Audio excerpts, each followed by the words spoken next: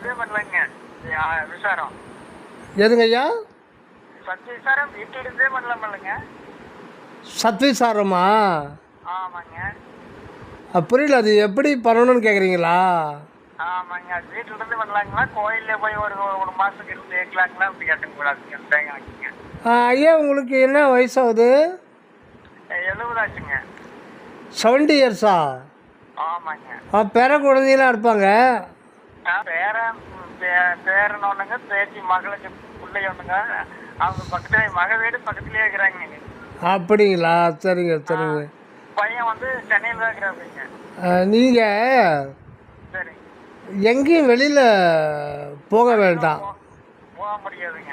வெளியில் எங்கேயும் போக வேண்டாம். இது வந்து சாமியை தான் சொல்லுவார். சரி. வெளியில் எங்கேயும் இப்போ நீங்கள் சாமிக்கிட்ட கேட்குறீங்கன்னே வச்சுங்களேன். சரி. இப்போ சாமி என்ன சொல்லுவார்ன்றது அடியேன்னு சொல்கிறேங்க. ஏன்னா சாமிகிட்ட அந்த மாதிரி நாம் அப்ரோச் பண்ணியிருக்கோம் அடியேன்னு. அதாவது இருக்கிற இடத்த விட்டு இங்கும் அங்கும் எங்கும் அல்லலில் சுழல வேண்டாம் அப்படின்வார். இருக்கும் இடத்தை விட்டு இங்கும் அங்கும் எங்கும் அல்லலில் சுழல வேண்டாம் அப்படின்வார்.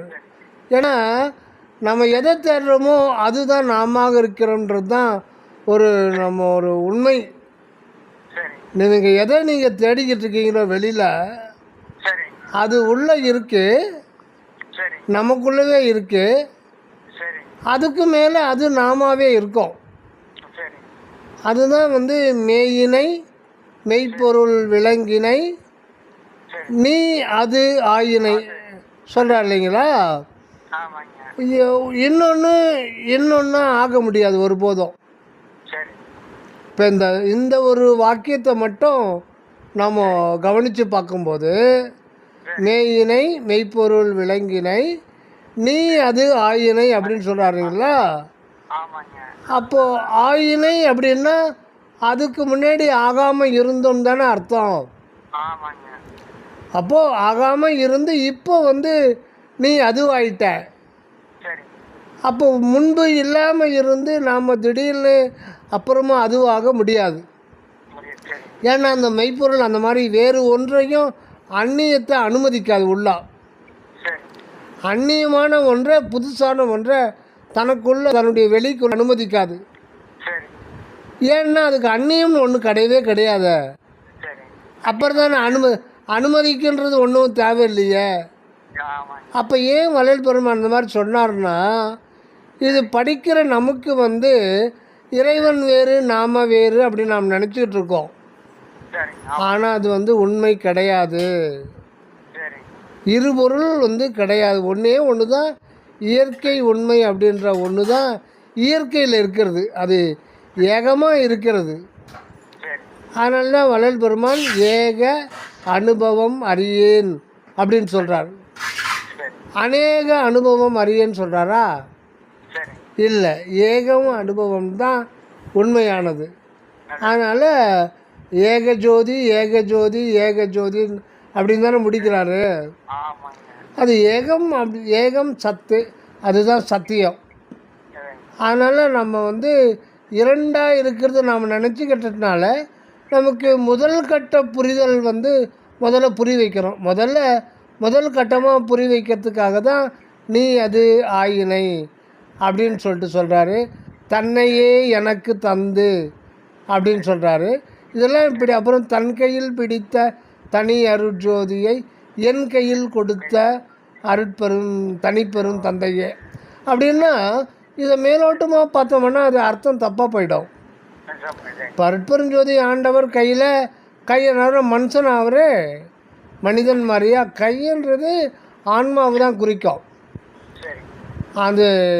அந்த அருள் வெளியை தான் குறிக்கும். அது பொதுவாக கைன்றது நம்முடைய ஆன்மாவை குறிக்கும்.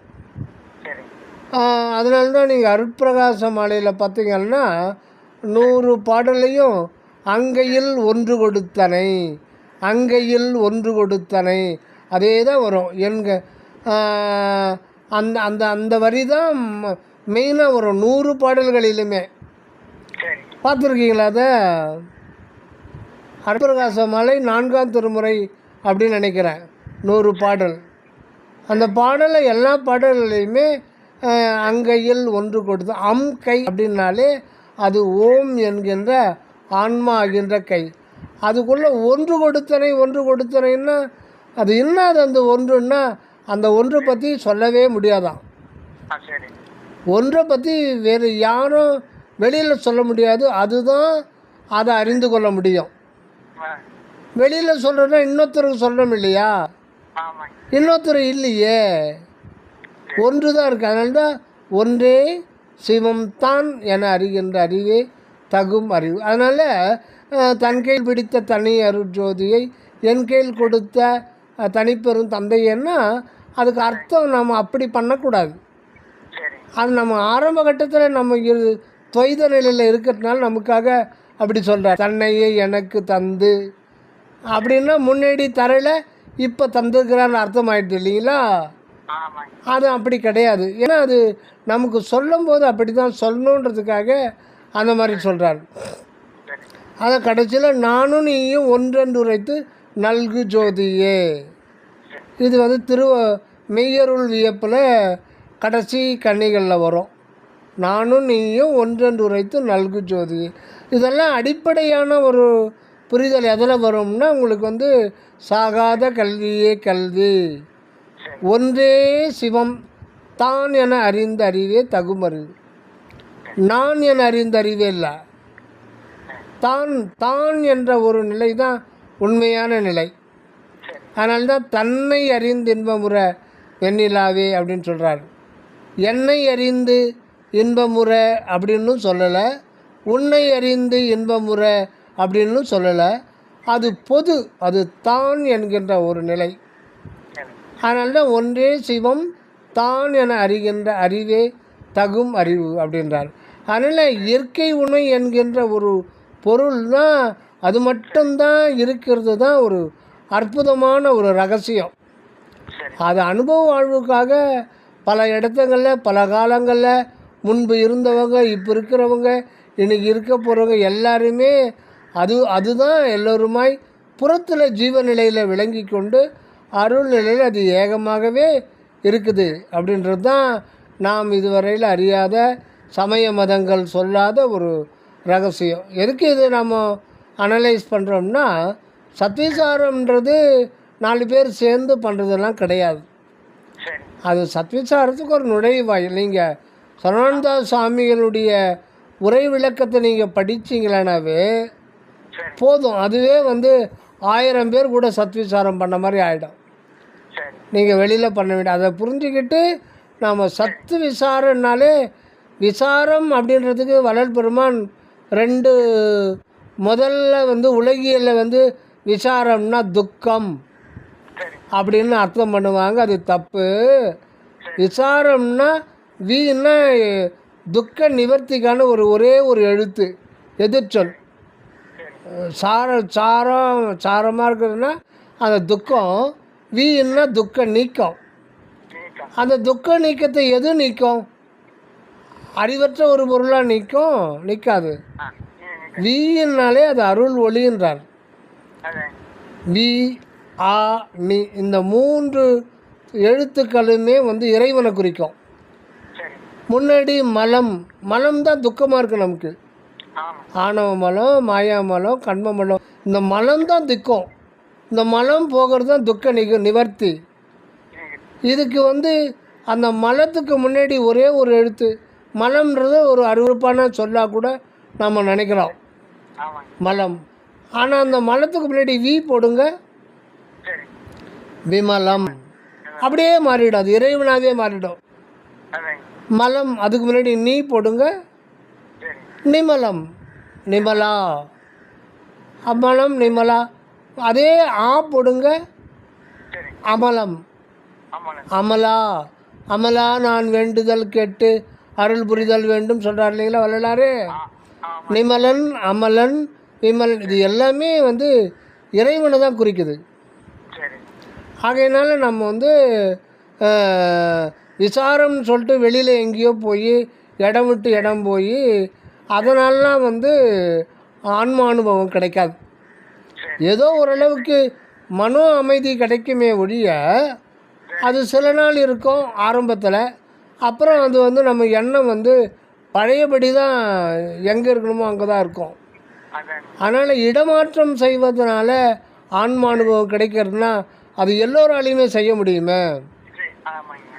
அதனால் இடமாற்றம் செய்யறதுனால ஆன்ம அனுபவம் கிடைச்சிரும், நமக்கு அனுபவம் கிடைக்கணுன்றது அது ஓரளவுக்கு உண்மை இல்லைன்னு சொல்ல முடியாது, ஓரளவுக்கு உண்மை. நமக்கு அமைதி எங்கே இருக்கோ அங்கே தான். அதாங்க. நாம் இந்த இடத்துக்கு போனால் அங்கே வந்து நாம் பெற வேண்டியதை பெற்றுக்கொள்ளலாம்னு நினைக்கிறது தான் தப்பு. சரி. உங்களுக்கு அமைதியாக இருக்குன்னா ஒரு மாமரத்து நிழல் போதும். ஆலமரத்து நிழல் யாரும் இல்லாத ஒரு பாதுகாப்பான ஆலமரத்து நிழல் அது ஒன்றே போதும். சரி. இப்போ வள்ளல் பெருமானும் அடிக்கடி தனிமையில் இருப்பாராம். அதாங்க. தர்மசாலை ஆரம்பித்து கூட அந்த பொறுப்பை வந்து அவர் கல்பட்டை ஐயா கிட்ட கொடுத்துட்டு அப்பப்போ ஒரு வாரம் திடீர்னு காணாமல் போயிட்டு வரான். சரி. காரணம் என்னென்னா ஒரு அமைதியான இடத்துக்கு போயிடுறார். ஆமாங்க. இப்ப நாங்க விவசாயம் தான் பண்றேங்க. என்னங்க ஐயா? விவசாயம் தான் பண்றேங்க. சூப்பர். தனி வீடு தானுங்க. அப்படின்னா உங்களுக்கு ஒன்றுமே இல்லையே. சரி. இப்போ அதுவே உங்களுக்கு ஃபேமிலி மெம்பர்ஸ் டிஸ்டர்ப் பண்ணுற மாதிரி இருந்தால் நீங்கள் அதிகாலையில் வந்து மிஸ் பண்ணவே கூடாதுங்க. ஏன்னா வயது ஆகிறது, வயசு ஆகிட்டனால உங்களுக்கு வந்து ஆட்டோமேட்டிக்காக தூக்கம் அதிகம் தேவைப்படாது. அதனால் 3:30 மணி 4 மணிக்கு எழுந்துக்குங்க. அமைதியாக பனி மழை தாக்காத மாதிரி நம்ம ஒரு கவசத்தை போட்டுக்கிட்டு நீங்கள் தனியாக இருந்து அந்த சத்விசாரம் புருவ மத்தியில் அது தொடங்குது. வேறு எங்கெல்லாம் அந்த நேரத்தில் இருந்துக்கிட்டு அந்த தியான நிலையில் இருந்துக்கிட்டு தான் தோத்திரம் பண்ணுறது, பாராயணம் பண்ணுறது, தியானம் பண்ணுறது எல்லாமே அந்த தேக நிலை கடக்கணும். தேக நிலையும் மனநிலையும் கடக்கணும். அதுதான் ரொம்ப முக்கியம். இதுதான் தத்துவங்கள். அந்த தேக நிலை வந்து மண் தத்துவம், மனம்ன்றது காற்று தத்துவம், ஜீவன்றது அக்னி தத்துவம். இந்த தத்துவங்கள்லாம் கடக்குன்றதுக்கு தான் ரொம்ப, அதுக்கு பேர் தான் விசாரம்ன்றார். தத்துவங்களை கடக்கிறது அது ஒரு விசாரண நிலை. அப்போ நான் சாமியவே கேட்டனுங்க. யாருங்க? சரவணன், அவர் திண்டுக்கல் சாமி கேட்டனுங்க. போயிட்டு வந்திருக்கீங்களா? அவர் பார்த்துருக்கேங்க. ஓ சரிங்க, ரொம்ப சந்தோஷம். Right right. வடலூர் போகலாமான்னு கேட்டனுங்க. அதுக்கு அவர் முதலூரில் அனுப்புறேன்னு சொல்லி பார்த்தாங்க. வடலூர் போனால் புண்ணியம் இல்லை அப்படின்னாருங்க. சூப்பர் சூப்பர் சூப்பர், அருமை அருமை அருமை. ஒரு அன்பர் கடிதம் போட்டிருந்தார். சரி. அந்த கடிதம் பார்த்து அடியன் அது கடிதத்துக்கு பதில் கடிதம் சாமி எழுதிட்டு வச்சுருந்தார் ரெடியாக. சரி. அப்புறம் வந்து அந்த அவர் எழுதின கடிதத்தை நான் பார்த்தேன். சாமி பக்கத்தில் தான் வச்சுருந்தார். அப்புறம் கடிதம் எழுதிட்டு ஒரு டைரியிலையும் அது ஒரு காப்பி பண்ணிடுவார் சாமி. சரி. அதை படிச்சுட்டு வந்தேன். அப்போ படிக்கும்போது சாமி என்ன எழுதியிருக்கிறாருன்னா, அவர் என்ன கேட்குறாரு, நீ என்ன சுவாமி நீங்கள் வந்து வடலூருக்கே வரமாட்டேன்றீங்க, எப்பாவது புத்தக வெளியீடுக்கு மட்டும்தான் வரீங்க, நீங்கள் வடலூருக்கு வந்தால் பார்க்கலான்னு ஒரு தீராத ஆவல் அப்படின்னு கடிதம் போட்டு ஏன் வடலூருக்கு வரமாட்டேன்றீங்க அப்படின்னு கேட்கும்போது சாமி என்ன பதில் போட்டிருந்தாருன்னா, எனக்கு இந்த அகம் விளங்கும் சத்திய ஞான கோட்டமே முக்கியம். அப்போ வந்து இப்போ தயவு சத்திய ஞான கோட்டம்னு சொல்லிட்டு அப்போ பேர் மாற்றிட்டாங்க சாமி. ஆனால் ரொம்ப நாளாவே சத்திய ஞான கோட்டம்ன்ற பேர் தான் விளங்கிட்டு இருந்து. சூப்பர், அப்பாடா, சூப்பர் சூப்பர் சூப்பர். அப்படிங்களா? என்ன வயசு? ஓ என்னங்க? எனக்கு அப்போ 35 வருஷங்க. அப்பாடா, அப்பத்துலேயே போயிட்டு வந்துருக்கீங்க. ஆமாங்க. ஆனால் இருந்தாலும் மனசு அந்த புறவை இதில் இழுத்துருதுங்க. அதனால ஒன்றும் இது பண்ண முடியறது இல்லைங்க. இந்த தோட்ட விவசாயத்தில் பார்த்துட்டு இருக்கிறதுனாலங்க. அது என்னன்னு கேட்டிங்கன்னா, அப்புறம் அந்த சாமி அதில் சொல்லியிருந்தார், எனக்கு சத்திய ஞான கோட்டத்தை கூட சொல்லலை. அப்போ அவர் அந்த இடத்துக்கு அந்த வீட்டுக்கு பேர் சத்திய ஞான கோட்டம் அப்படின்னு பேர் வச்சுட்டாரு. ஆனால் அதை கூட குறிப்பிடலை. சரி. எனக்கு அகம் விளங்கும் ஞானக்கோட்டமே முக்கியம். அதான் அகம் விளங்கும் ஞானக்கோட்டை. இங்கே இருக்கிற அருட்பெருஞ்சோதியோடு நான் இருக்கிறேன். சரி. அங்கே இருக்கிற அருட்பெருஞ்சோதியோடு உறவு கொள்வது தான் முக்கியம் முக்கியம். அப்படின்னு சொல்லிட்டு சுவாமி வந்து அந்த கடிதத்தில் போட்டிருந்தாங்க. அதனால் சரி. அந்த இடம், அந்த ஆன்மாவுக்கு இடம், காலம், தூரம் அப்படிலாம் ஒன்றும் கிடையாது. கிடையாது. இப்போ நாம் இருக்கிறோம். சரி. இப்போ நீங்கள் இருக்கிறது ஒரு 60 கிலோ வெயிட்டு நினைக்கிறீங்க வச்சுங்களேன். நான் 40 கிலோ தானுங்க. வேலை கொஞ்சம் டிஸ்டர்ப் தான் இருப்பேங்க. அப்படிங்களா? சரிங்க. உங்களுடைய குரல் வந்து சரி. ஒரு 25 வயது இளைஞன் போல் தான் இருக்குது. நம்ப முடியல. நீங்கள் எழுதுன்றது குரலை வச்சுக்கிட்டு நம்ப முடியல. அது கடவுளுடைய கிஃப்ட்டுங்க. உண்மையிலே குரல் வந்து ரொம்ப இளமையோடு தான் இருக்கு. தலையில வந்து கட்டி இருந்தாங்க, மூளையில ஆபரேஷன் பண்ணுங்க. அதுல இருந்து வெளியில அதிகமாக போறது இல்லைங்க 17 வருஷமா. இல்லை, வெளியிலேயே போகாதீங்க. இனிமேலுக்குமே வெளியில் போகாதீங்க. அதனால் இப்போ எதுக்கு சொல்கிறேன்னா, இப்போ நம்ம ஒரு உருவம்ன்றது ஒரு எடை போடக்கூடிய வஸ்து தான். இது ஒரு வஸ்து. இது சிவஞான போதத்தில் என்ன சொல்கிறாருன்னா, மெய்கண்டார் வந்து மாயா இயந்திர தனுவினுள் ஆன்மான்றார். இந்த தனுன்னா இந்த உடம்பு, இந்த ஆமாம், அதனால தானே தனு கரணாதிகள் தாம் கடந்துன்றாரு. தனு, ஆமாம், தனுன்னா உடல் நிலை, உடல் உணர்வு. கரணம்ன்றது மனம், சித்தம், புத்தி, அகங்காரம் மொத்தம் சேர்ந்து அது மனம். இது ரெண்டுத்தையும் முதல்ல கடக்கலைன்னா அந்த அற்பெருஞ்சோதியை உணர்றதுக்கு தகுதி இல்லை நமக்கு அப்படின்றார். இது புறநிலை கடக்கணும், அந்த நிலை. அது வந்து ஆகையினால இது ஒரு பொருள் தான். இந்த பொருளை நாம் வந்து நாற்காலியில் வச்சுருக்கோம், பெட்டில் படுக்க வைக்கிறோம். இதுக்கு கண்டிப்பாக ஒரு இடம் தேவைப்படுது, காலம், தூரம் தேவைப்படுது. நீங்கள் நாற்காலில் உட்காருங்க, ராத்திரி படுக்கணும் அப்படின்னா ஒரு 20 அடி தள்ளி போகணும். அது தூரம். காலம், குறிப்பிட்ட நேரம் தூங்குறீங்க. இடம், காலம், தூரம் இந்த உலகியல் வாழ்வுக்கு தேவைப்படுது. ஆனால் ஆன்மா வந்து தனித்து இருக்கும். அதுக்கு வந்து இடமோ காலமோ தூரமோ அதுக்கு இல்லை. ஏன்னா அது ஒரு உணர்வுமயமான ஒரு வெளி இருப்பு. அது மட்டும்தான் இருக்குது. அது ஒரு கடவுள் அருட்ஜோதி ஆன்மா அப்படின்னு. அருட்ஜோதி அப்படின்னு தான் வள்ளல் பெருமான் சொல்கிறார்.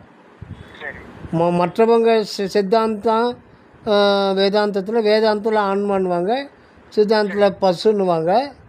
ஆனால் வள்ளல் பெருமான் அருட்ஜோதி எனக்கு விரைந்தருளே அப்படின்றார். அருட்ஜோதின்றது கடவுள் ஆன்ம நிலை. அது வந்து சுவாமி வள்ளல் பெருமானுடைய சுத்த சன்மார்க்கத்தில் ஆன்ம தத்துவம் மாறுபடுது, வேறுபடுது. இது சுவாமிகளோட நூல்களை இது பண்ணலாம், பார்க்கலாம். அதனால் நம்ம வந்து எங்கே போனோம் அங்கே போகணுன்னு சொல்லிட்டு நினைக்க வேண்டாம். ஏன்னா நமக்கு இடம், அருள் தான் நமக்கு இடமாக இருக்குது. அருளே நம் இடம். அதுதான் சீரிடம் பெறுமோர் திருச்சிற்றம்பலத்தே திகழ் தனித்தந்தையே நின்பால் சேர் இடம் அறிந்தே சேர்ந்தனன் கருணை செய்தருள் அப்படின்றார். அதனால் நின்னிடமும் என்னிடமும் ஓரிடம் ஆதலினால், இது ஒரு பாட்டில் வரும். ஊடுவதற்கோர் இடம் காணேன் உவக்கும் இடம் உளதோ நின்னிடமும் என்னிடமும் ஓரிடம் ஆதலினால். 2 பேருக்கும் ஒரே இடம்தான். அதுதான், அதனால்தான் அதுக்கு பொதுன்னு பேர். ஆன்மாவுக்கு பொதுவன்றி தங்குமிடம் போச்சு. இது ஒழிவில் இலக்கத்தில் வரும்.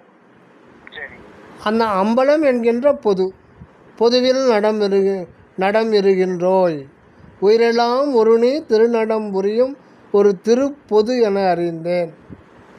அதனால் நம்ம பொது தான் நம்முடைய உண்மையான இடம். அந்த இடத்துல தான் நம்ம ஏற்கனவே இருக்கிறோம். அதை வந்து விசாரத்தாத அதை உணர்ந்து கொள்ளணும், அவ்வளோதான். அதை தெளிவு செய்து கொள்ள வேண்டும். சரி. அதுக்கு நுழைவாயில் புருவ மத்து. புரியுது.